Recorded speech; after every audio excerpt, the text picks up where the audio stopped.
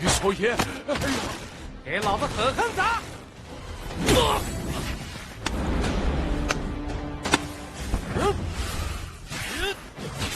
这干什么？拿下这小子！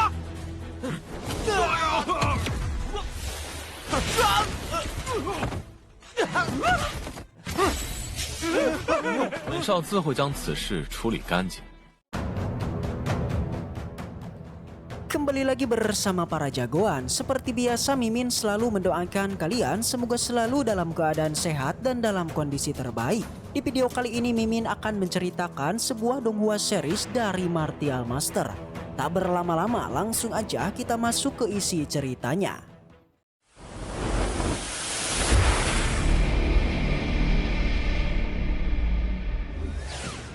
Cerita kembali dilanjutkan yang kini memperlihatkan si Pak Tua yang memperkenalkan diri kalau ia adalah pengikut baru dari Bos Qincen. Jelas tetua Jiao yang menyadari kalau ini adalah Pak Tua Dabe, ia pun juga sangatlah kaget. Sampai tetua Jiao pun mengatakan karena Bos Qincen ingin menjadi putra mahkota, jadi ia pun akan menceritakan sedikit tentang kebenarannya. Jadi untuk menjadi putra mahkota sebenarnya masih membutuhkan persetujuan dari ketua Papiliun. Bahkan seseorang juga harus direkomendasikan oleh wakil ketua ataupun guru. Tapi yang jadi masalahnya, beberapa hari yang lalu, Junior Lu mengalami sebuah bencana dan hanya gelar gurulah yang sekarang kosong. Tak hanya itu, guru juga mencurigai kalau masalah dari Junior Lu bukanlah kecelakaan melainkan dibunuh dengan sengaja. Bahkan yang disinyalir menjadi pembunuhnya adalah keluarga Su. 而是遭到了暗杀。什么？ Jelas karena kematian dari Junior Lu baru saja terjadi dan Bos Qincen ingin meminta posisi dari putra mahkota. Takutnya guru pasti akan mencurigai mereka. Alhasil Bos Qincen pun sangatlah berterima kasih atas keterusterangan dari tetua Jiao. Tetapi ia tetap memutuskan setelah mengetahui kebenarannya nanti ia masih membutuhkan bantuan dari tetua Jiao. Yang pada akhirnya mereka pun bergegas pergi. 再烦请焦长老出手引荐。 Tentunya Bos Qincen sendiri langsung mengajak Master Zhao untuk mencari tahu kebenarannya di kediaman dari keluarga Zhao. 先去你卓家弄清真相。 Sementara di sisi lain terlihat sekumpulan tetua dari keluarga Zhao sedikit mempermasalahkan soal bisnis gudang pil mereka yang katanya semakin sulit. Bahkan salah satu tetua pun menyarankan agar mereka meminta bantuan dari Raja Obat Xuanyi. Tapi di sana Patriark pun melarangnya karena memang Junior Lu baru saja dapat musibah dan Raja Obat baru saja kehilangan jabatannya karena sudah menyinggung istana penegak hukum. Apalagi keluarga Zhao mereka juga berhutang banyak kepada Tuan Xuanyi. Sampai Bos Qincen dan kawan-kawan pun akhirnya tiba di sana. Alhasil Patriark juga dengan senang hati menyambut mereka semua. Tapi di sana setelah melihat sosok dari Master Zhao, Patriark tiba-tiba malah terdiam. Yang ternyata Patriark keluarga Zhao ini adalah ayah dari Master Zhao. 您是父亲，你真的是清风？ Jelas setelah lama tidak bertemu, mereka pun benar-benar sangatlah senang. Tapi di sana ketika Master Zhao ingin mengatakan soal kepulangannya, tiba-tiba penjaga mereka dihajar oleh seseorang. 我这次回来， Yang ternyata sekumpulan orang ini adalah pengurus Huang dari keluarga Huang.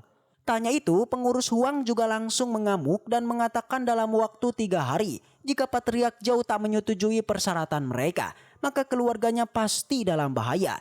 Sontak para tetua pun awalnya sangatlah kesal dan mengingatkan kalau mereka juga memiliki hubungan dengan Papiliun Pil.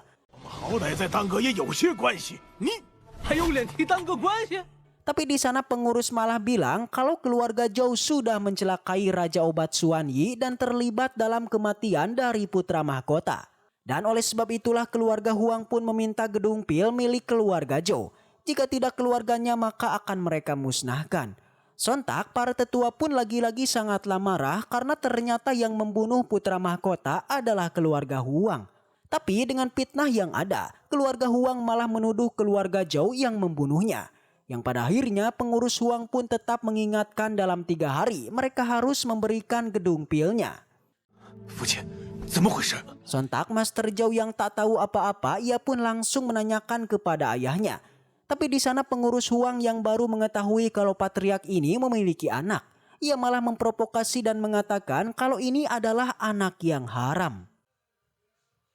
Selain itu, setelah mengatakan hal tersebut, semua anggota keluarga Huang tertawa keras. Mereka meremehkan keluarga Zhao sekaligus juga merendahkannya.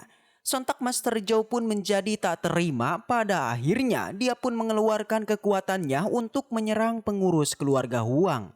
Akan tetapi serangannya tidaklah mempan, membuat dia pun terpental dan hanya bisa terdiam diri saja.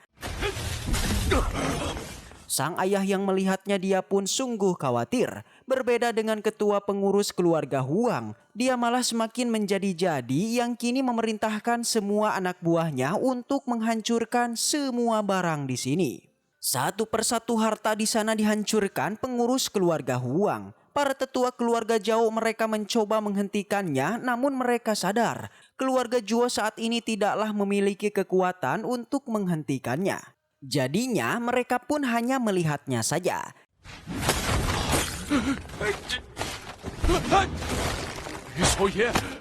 Begitu juga dengan Patriark Zhuo dan juga Master Zhao. Keduanya hanya berdiam diri melihat semua barang keluarganya dihancurkan oleh pengurus keluarga Huang. Pada saat ini tidak ada yang bisa mereka lakukan dan hanya pasrah dengan keadaan. Begitu juga dengan bos kita, dia malah asik berdiam diri meminum secangkir kopi ditemani si kakek Dabe. Tak ingin semua hartanya menjadi hancur, sang patriark kembali bergerak menghentikan para pengurus Huang. Tapi alih-alih menghentikannya justru ketua pengurus Huang malah semakin menjadi-jadi. Dia malah memerintahkan untuk secepatnya menghancurkan semuanya. Yang bahkan sang patriark pun terpental kesakitan, dia dipukul oleh salah satu dari mereka. Di sana ketua pengurus Huang mengatakan jika saat ini keluarga Zhuo sudah tidak ada lagi sosok pelindung, di mana diketahui Raja Obat Xuanyi sudah tidak memiliki otoritas lagi. Meski begitu tak ada yang bisa dilakukan sang patriark, mereka hanya bisa pasrah dan kini melihat semua harta mereka dihancurkan. Dan dari sinilah akhirnya pergerakan yang ditunggu pun terjadi, di mana bos kita akhirnya mulai bereaksi dengan bertepuk tangan. Dia bilang kalau sedari tadi bos kita sebenarnya sedang menunggu kedatangan mereka atau informasi mengenai masalah keluarga Zhuo ini. Tapi tanpa disangka-sangka bos kita malah mendapatkan informasi yang sangat detail dari anggota keluarga Huang. Mendengar itu tentu aja sang ketua Huang dia tidak terima. Dia bahkan sampai meremehkan bos Qinchen yang hanyalah bocah biasa berani-beraninya bertindak arogan. Sang patriark juga langsung meminta bos kita untuk tidak melawan keluarga Huang. Namun dengan tegas bos kita tidaklah gentar dan malah bilang kalau selama ada dirinya maka keluarga Zhuo tidak akan lagi mendapatkan penderitaan. Selain itu, bos kita juga meminta kepada pengurus Huang untuk segera kembali pergi dan meminta kepada patriark keluarga Huang agar meminta maaf kepada keluarga Zhuo. Karena jika tidak melakukannya, maka bos Qinchen akan menggila. Lagi-lagi mendengar ini semua orang pengurus Huang mereka malah tertawa keras. Di sana sang ketua Huang pun memerintahkan anak buahnya untuk menghajar bos Qinchen. Tapi sayang kekuatan Cecunguk belumlah mampu hanya untuk mendekati bos Qinchen saja. Karena hanya dengan satu tangannya aja bos Qinchen mampu mementalkannya. Tak terima akan hal itu kembali ketua Huang pun memerintahkan anak buah yang lain untuk melakukan penyerangan. Tapi kini giliran si kakek Dabolah yang unjuk gigi. Hanya dengan satu tekniknya saja semua musuh auto terdiam hingga akhirnya terpental. Barulah setelah melihat kekuatan Patua Dabo, si ketua Huang pun auto gentar dan memilih untuk segera pergi. Tapi sayang nasi sudah menjadi bubur. Patua Dabo pun tidaklah membiarkannya dan langsung menangkapnya.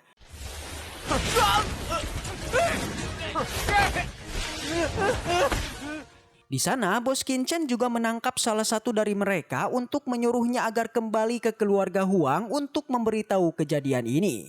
Di mana bos kita meminta kepada keluarga Huang mengganti rugi atas kelakuan mereka. Selain itu bos Qinchen kemudian memerintahkan Patua Dabo untuk melemparkan semua pengurus Huang keluar dari tempat ini. Hal itu dia lakukan untuk memperlihatkan kepada semua orang, siapapun yang berani bertindak arogan pada keluarga Zhuo, maka inilah yang mereka dapatkan. Semua warga di sana sungguh tidak menyangka, ternyata di saat ini ada yang berani untuk memperlakukan pengurus keluarga Huang hingga seperti ini. Awalnya salah satu dari mereka ingin menolongnya, tapi Pak Tua Dabo tidaklah membiarkannya. Setelah kejadian ini, sang patriark meminta anaknya untuk segera pergi dari sini. Dia takut akan pembalasan keluarga Huang yang nantinya akan menyakiti Master Zhou.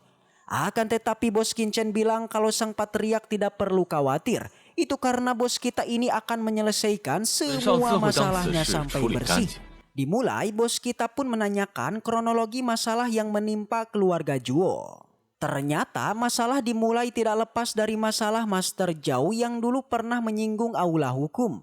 Dari sanalah keluarga Zhuo sudah kehilangan muka di kota Dandao. Sampai akhirnya pelindung keluarga Zhuo alias Xuan Yi harus bekerja keras membuat beberapa pil untuk dijual membantu keluarga Zhuo. Tapi akhirnya Raja Obat Xuan Yi mengalami sakit parah hingga saat ini kondisinya semakin memburuk. Dan katanya kehidupan dari Raja Obat Xuan Yi itu diperkirakan tinggal 10 tahun lagi. Di waktu ini keluarga Zhuo sudah mencari ke semua penjuru negeri untuk mencari obat untuk Raja Obat Xuan Yi. Hingga akhirnya mereka mendapati kabar jika hanya ada satu cara untuk menyembuhkannya, yaitu dengan sebuah bahan obat Ganoderma darah. Lalu apakah benda itu guys? Apakah memang benar bahan obat itu bisa menyembuhkan Raja Obat Xuan Yi? Yang sudah pasti jika sudah hadir Bos Qin maka dia bisa melakukan semuanya. Baiklah, mungkin segitu aja untuk pembahasan kali ini. Semoga kita selalu diberikan kesehatan untuk mengawal donghua ini. Dan sampai jumpa di video selanjutnya.